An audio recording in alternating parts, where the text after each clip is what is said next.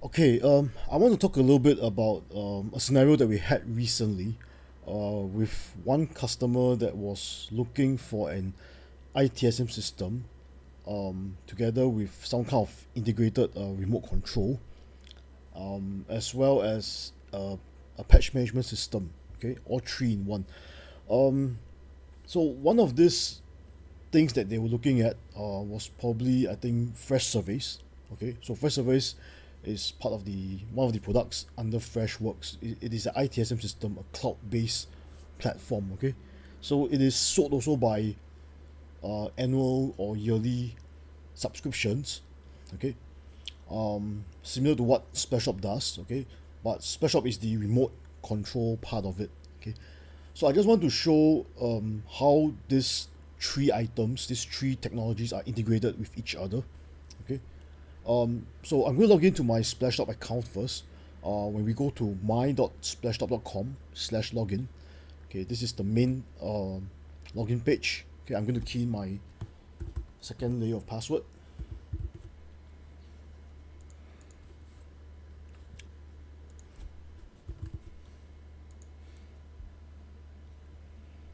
Okay, and this is how it looks like when we log in.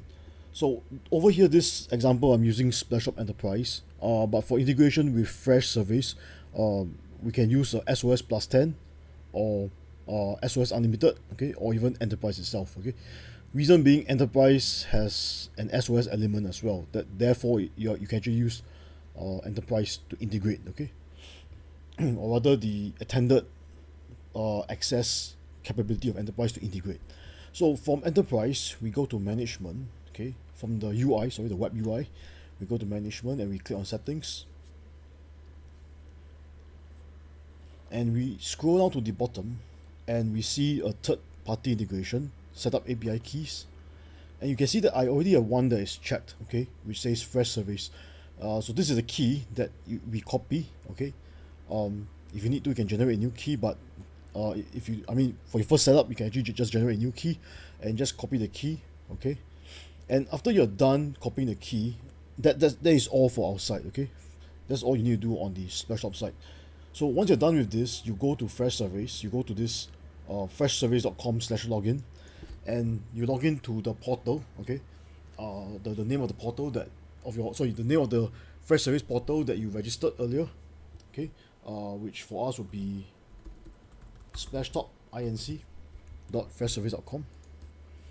So this is a 20-day trial, by the way. In terms of the FreshService, I'm using a 20-day trial. Okay, and you see something like this, and you click on login. Okay, and I'm going to log in as the main administrator for my FreshService.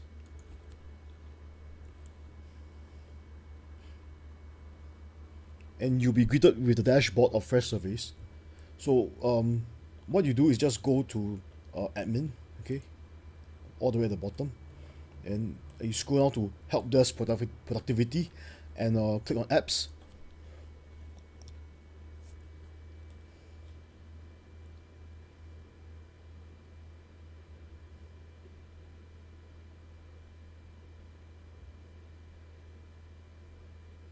So under apps, I already installed my Splashtop app. Okay, you can search for it. You can just type like Splashtop, and you will be able to look for it'll show you the Splashtop on-prem as well as on-demand support.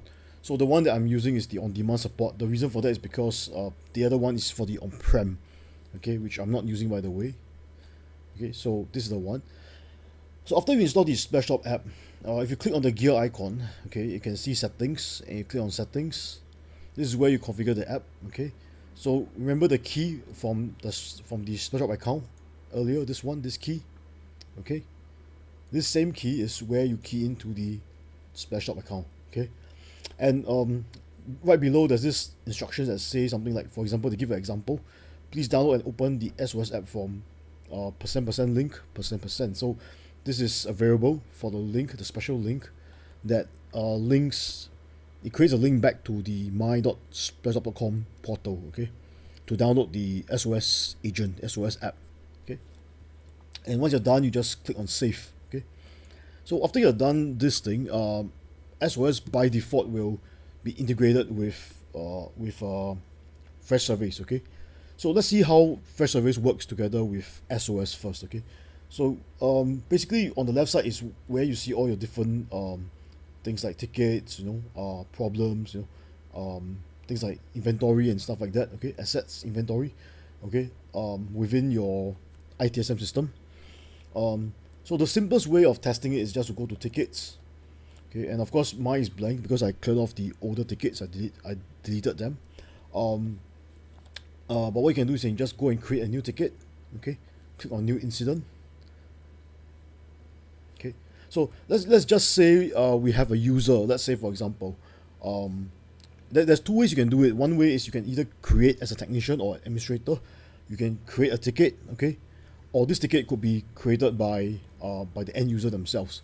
Okay, so maybe to make it a little bit more realistic, I will just go back to my Windows 10 virtual machine, and let's just say this virtual machine belongs to a user called John Wick. Okay, if you guys have seen the movie.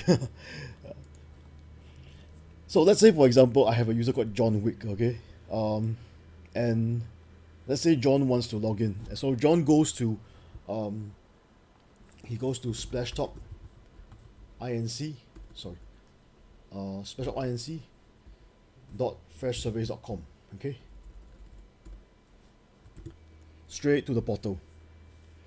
So let's say John belongs to Splashtop inc. Okay, so he goes to Splashtop inc.freshservice.com and he logs in as himself. Okay, and let's say John is an employee, okay, of Splashtop, let's say. So okay, I don't need to key in anything because I was logged in before, so they cache my credentials. And let's say I'm logged in as John right now. Okay, so what John does is he goes to tickets and he creates a new ticket. So let's say for example he's new to Splashtop, right, and he needs to maybe he's gotten his laptop and he needs to access to some mapped drives or some network shares or whatever on the servers. Okay, so what he does is he says something like require mapped drives. Okay, and maybe he doesn't really know how to describe, so he just put it very simply like this. Okay, and he submits the ticket. Okay, so this ticket has been created, okay, by John, okay, inside the portal. Now what happens is let's minimize the screen. Let's go back to the administrator console, which is over here.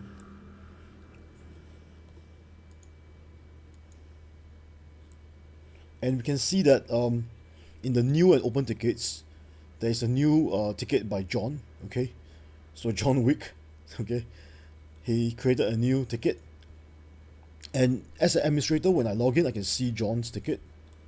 Okay, so what I can do is I can probably respond to this ticket. Okay, or rather, as an administrator, I would assign the ticket to somebody, right?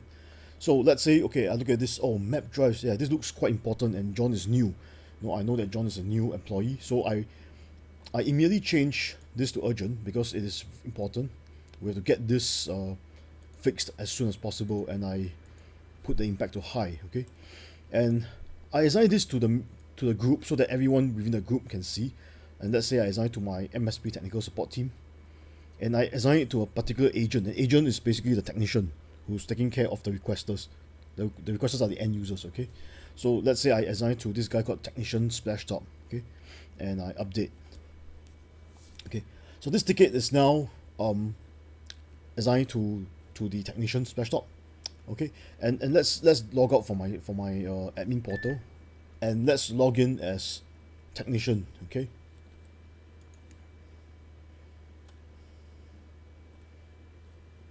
so I'm going to log in as technician -st at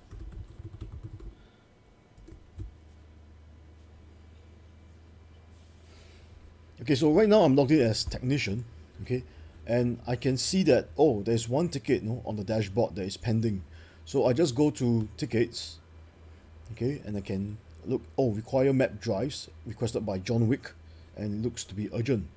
So as a technician, I open up this thing and I look at this. Okay, John says I require map drives. Um, so as a technician, maybe I reply to John. Um, I reply something like yeah, maybe I reply hi John, I will be your serving technician and will be doing the following on your laptop. And then maybe he says something like maybe like a join laptop to AD domain, um, add network printers, map shared drives for John. Okay, maybe something like this, and maybe install Microsoft Office 2019. Okay, because this is a new laptop, right? So the technician says something like this, and he clicks on send. Okay. Now, after he does this, what he can do is he can create another link, just to kind of like let John know that he needs John to click on this link. Okay, for him to take control of John's laptop. So he, under apps on the right hand corner, okay, the technician can see that under apps he has Splashtop on demand support, and he clicks on this. Okay, and there's a create an SOS download link. So he clicks on this link, on this button, and he clicks on insert download link into ticket comment, like this. Okay, so you notice that this was what we keyed earlier, and this was the special variable placeholder that created a special link, okay, from my.splashtop.com. Okay, and the technician replies to the thread, okay, to the conversation. So basically, once it's done, okay, let's go back to John's laptop. Okay, let's say this is back to my Windows 10 laptop. Okay, this is John's laptop, and let's say John logs in again to the portal, and he clicks on tickets, and he sees he looks at this and sees someone responded to me, an agent responded to me. So he saw the technician Splashtop that said okay, hi John Wick, this is the ticket number. I will be your serving technician and will be doing the following on your laptop. Join to AD domain, blah blah blah. Okay, and then he sees on the next response it says, please download and open the SOS app from this link. So John, maybe John replies and say, okay, sure, let me click on the link, thanks. Okay, so John clicks on the link, and it opens up a link to this page that starts downloading a special kind of SOS package. Okay, this is like an integrated package. It's like used for integration with Freshworks ITSM system. Okay, so John opens up the file, says yes to it, and the file executes. This file doesn't require any form of installation. This is called the SOS app, or what we call the SOS agent. Okay, doesn't require any form of installation, and it runs straight from memory.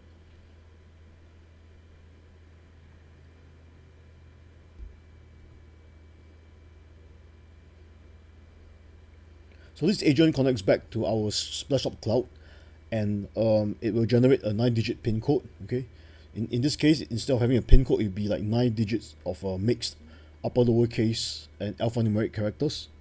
Okay, so now the technician doesn't even need this code to connect to John's laptop. Okay, so let's say he's done. Let's say John goes back to this and say that hi technician,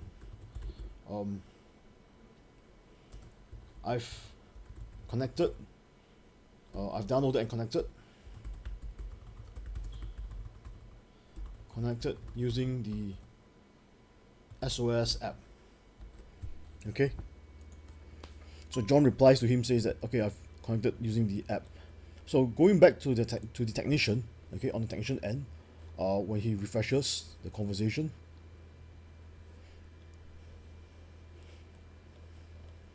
okay, and he can see that John has replied, say okay, sure, let me click on link, and he says, hi technician, I've downloaded and connected using the SOS app. Okay, so what the technician does on his end is he just again on the right hand side under apps, he clicks on demand, okay, Splashtop on demand, and he clicks on the connect button, and it prompts him to open up the what we call the SBA client, or the Special Business Access client. Okay, we just call it a client for short. Okay,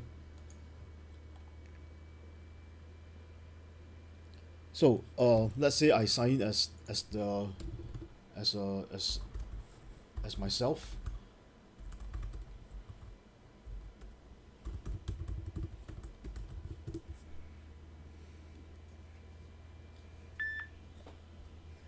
Okay, and it immediately launches a session, okay, back to the SOS agent or the SOS app. Okay, so I immediately can take control of John's screen. Okay, and the moment I take control of it, I can start typing, like hi John. Okay, I can start to have a chat with John. Okay, so John can tell me what's going on and things like that, and I can take control of his computer this way. Okay, so that's how the remote session over the ticket works together with the Freshworks ITSM system. Okay, how we integrate it and how we use it in the ticket itself, um, quite straightforward. Okay, so I'm going to disconnect from this session. um, yeah, I'm just going to disconnect from this session, and the next thing I'm going to cover is probably the integration with Automox. So Automox is actually a patch management system that can be used by itself. They have their own UI and things like that, and they can also be integrated together with the FreshService ITSM system. Okay. Okay. So let me just go to Automox for a while. Okay, and let's sign in as the administrator account, which is mine.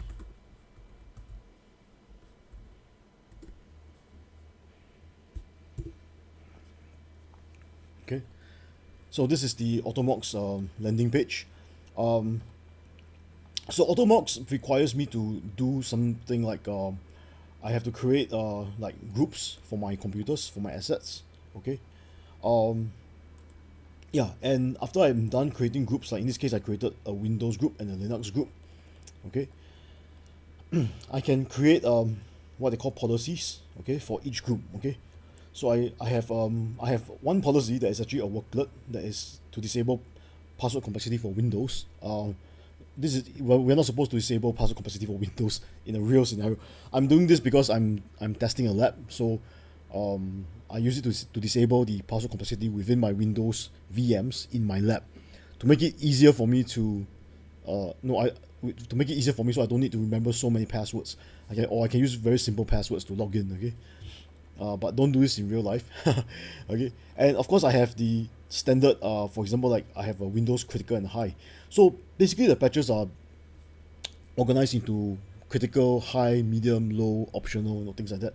And I just want to use I just want to patch for critical and high because um, in real life, in a real world scenario, you wouldn't in a real world scenario you wouldn't need to patch every single patch for Windows to be safe. Okay, what you need to do is you need to be patched for at least the critical and high ones at least, because these are the ones that are the patches for those vulnerable Windows services that can be attacked, okay, by malware, viruses, by hackers and things like that. So you want to make sure that you are patched against those, or rather the Windows services for those are patched first, okay, before everything else. Everything else is kind of like being patched for more like stability issues or to fix certain bugs, things like that. Yeah, so they are important, but they are not as important as the security patches, the main high and critical ones. Those are the very important ones that can actually compromise your system. Okay, so I create one policy for Windows critical and high patches. I make sure I associate it with the Windows group that I created earlier, and of course I have OS targeting as well to target only the OS that which are Windows. Okay, no Linux or Mac. And I select the packet targeting, which is only critical and high. Okay, and I select everything all. Okay, every day at 12 p.m. Okay, so this means that for every day of the year, 365 days of the year, every day at 12 p.m., my Windows machine, which is this Win 10 Pro, okay, is going to start searching for patches. Okay, and then yeah, the rest is kind of like just customize notifications and deferrals and things like that. Okay, so I won't go through everything. Okay, and then you save the policy. Okay, so this is how we create policies for Windows. For Linux it's quite similar as well. Okay, um yeah, and basically what we do is that we go to we go to devices.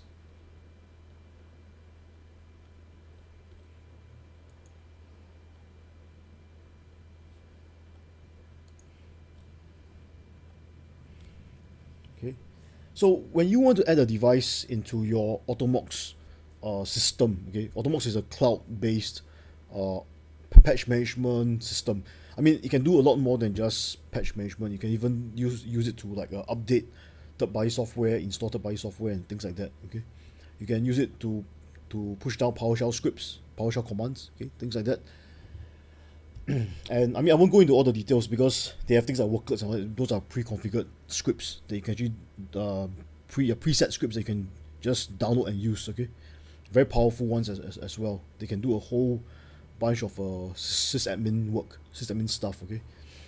Okay, so to get it installed, you just click on devices, and you need this key. Okay, and you need to select the operating system that you want to download for, and you need to download the installer. Okay, and of course for Linux it would be like more like a curl command. Okay, so you just need the curl command and sudo or su to root, and then you paste the command in and run it as root. Okay, and that will install the Automox agent inside Linux. Okay, like I have done for Linux and Windows. Okay, so I have my Linux Tuxbox. This is my Linux workstation and server, and this is my Win10 Pro virtual machine as well. Okay, so basically once they are connected, they will look like this. Okay, and if you need to push any policies, you can actually do it from here. Okay, the policies are all created here, and you can, I mean, of course the policies for me, I already scheduled my policies to fire off every 12 p.m. at noon time every day, every month of the year. But if you want to, you can even like you can force to run the policy. Okay, you can deactivate policies as well if you don't want it to activate. Okay, yeah, so that's basically how the patch management system works. Okay, so now how do we integrate Automox with FreshService? Okay, that's actually quite straightforward and simple. So we just go to click on this three dots over here on the right hand side, right hand corner, and we click on security. No, sorry, not security. We click on keys. Okay, and this is where we have the API keys. Okay, so the agent keys to add the Automox agent to the computer for you to install the agent. Okay, the API keys is used to connect to third party kind of platforms. In this case, I have to create one new key, and I name it a FreshService Automox API key. This is to integrate FreshService with Automox. Okay, so I have to create a special kind of a unique key for this. Okay, yeah, and I need to copy the key. Okay, I need to get the information for the key, and for the key. Okay, so once I got this key from Automox, once I added and generate the key, okay, I can go back to Splashtop. Sorry, I go back to FreshService. Okay, and going back to settings. Okay, sorry, I need to log out first as the user. Let me get out first, and I have to sign in as the administrator again.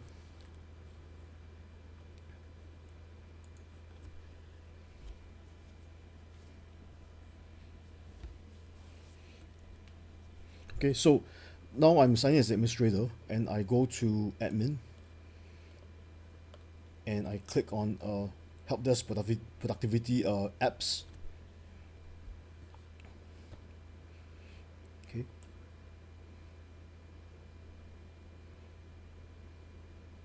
and likewise the same thing apply. You can just type Automox, and it will search for you. Okay, it will search for you. So in my case, I already installed it.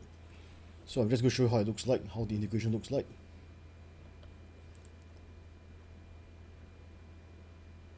Okay, so if I click on settings for Automox, okay, so I need to key in the API key that is from Automox, this key, okay, this key, into here, okay, into this place, and I need to key in the FreshService domain, okay, which is my domain itself, okay, splashtopinc.freshservice.com, and I have to key in the FreshService API key. Okay, so the FreshService API key is the API key that's for this FreshService portal, and you can actually find it, okay, under your profile settings.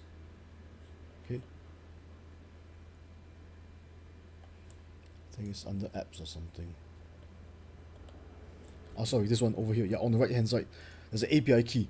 So you just need to click on this, and then it will give you the API key. Okay. So once you get these two pieces of information, okay, you have the API key from Automox, and you have the API key of your own Splashtop portal. Okay. You just need to key in those two pieces of information into the configuration, okay, and you can set a daily synchronization between Automox and FreshService. Okay, now the reason for that is because all the agents that you added into Automox earlier, or rather the Automox agent that you installed, okay, now you must understand one thing about FreshService is that FreshService does not install agents. FreshService is purely an ITSM platform. Okay, so it's used to handle ticketing. It's used to handle tickets. It's basically a ticketing system. So it's used to handle tickets. Okay, so it doesn't care about endpoints and agents and things like that. It doesn't have any of those. Okay, so what happens is that all the assets, all the devices that are added inside Automox, okay, these are called as assets. When we do a sync, okay, for within FreshService itself, and I save it, okay, Automox will synchronize all these devices into my FreshService asset list. Okay, so let me cancel this. Okay, and let's go to assets and inventory. So under assets and inventory, when you click on this, okay, now I've already done the synchronization and I've pushed the objects across. So you can see that under the list, okay, I have two, right, Tuxbox and Win10 Pro. So I have Tuxbox and Win10 Pro appear over here. Okay, so let's say for example if I go into Win10 Pro, okay, and these are basically information about the asset. Okay, and if you look at the right hand corner, you see under apps there's an Automox. Okay, and you can see whether this asset is connected, whether it's compliant. Okay, is there any pending updates or not? Okay, or you can even do things like click on actions, and you can do some kind of action like rescan the device again for any new possible patches, okay, in accordance to the policies which are created within Automox itself. I can force to reboot the device. Okay, I can do certain device commands. Okay, these are all preloaded, by the way. Okay, these are basically the policies that was created earlier. Okay, can go back. Okay, or I can do a patch all. Okay, so I can kind of like force to patch, just run an auto patching on this asset. Okay, so this is how Automox integrates with FreshService. Okay, and the interesting thing about this is that let's say for example like Win10 Pro, you can associate this asset, okay, that is pulled from Automox. Okay, you can associate this with an existing incident, or rather an existing ticket. Okay, so let's say for example I want to associate Win10 Pro with, let's say earlier on, the ticket that was raised by John Wick that required map drives on his new laptop. Okay, I can associate it with that ticket. Okay, and if you go back to the tickets tab on your FreshService, and you go to your new and open tickets, so all tickets, okay, and you click on I mean, okay, if let's say for example if I'm the administrator, okay, if I click on the ticket itself and go into the ticket, I can see all the conversations between my technician and John Wick, right? Okay, and on the right hand side, okay, under apps, you can see that earlier on we saw the Splashtop app. Sorry, I think I have to reload. Let me refresh the page first. Okay, yeah, okay, So on the right hand side, you can see apps, and you can see that earlier on we had the Splashtop On Demand app, okay, that was installed, and we can connect to John Wick's laptop remotely, okay, and we also have Automox as well, okay, and yeah, we can see that it's all compliant, so there's nothing for me to do right now, and I can also do the same thing like what I told you earlier. I can scan the device, I can restart the device, I can patch all, or I can even do device commands, things like that. So this is how we have like a I would say yes, this is a single pane of glass that encompasses Splashtop as the that encompasses FreshService as the ITSM ticketing system, okay, together with Splashtop as the remote access component, okay, to take control of the remote desktop or laptop, okay, as well as the Automox patch management and device hardening kind of platform that allows me to, on demand, I can actually even just do things to this particular asset that is associated with John Wick. Okay, so you can go all the way down to the user, to the asset level. You can do things on the asset level and things like that. There's just so much to do. There's a lot of things that you can do. Very, very powerful system. You can really do a lot of things with it. Yeah, and this is the amazing thing. It's able to expand the capabilities just by adding more third-party apps and things like that. Okay, so yeah, that's basically all I have to present today. And I hope that's enough to explain it all to you guys how this whole thing works. Okay, I hope that this is good enough. I think this is about a 31-minute long video, 32 minutes actually. Okay, so I'm just going to stop here right now. And thank you for watching.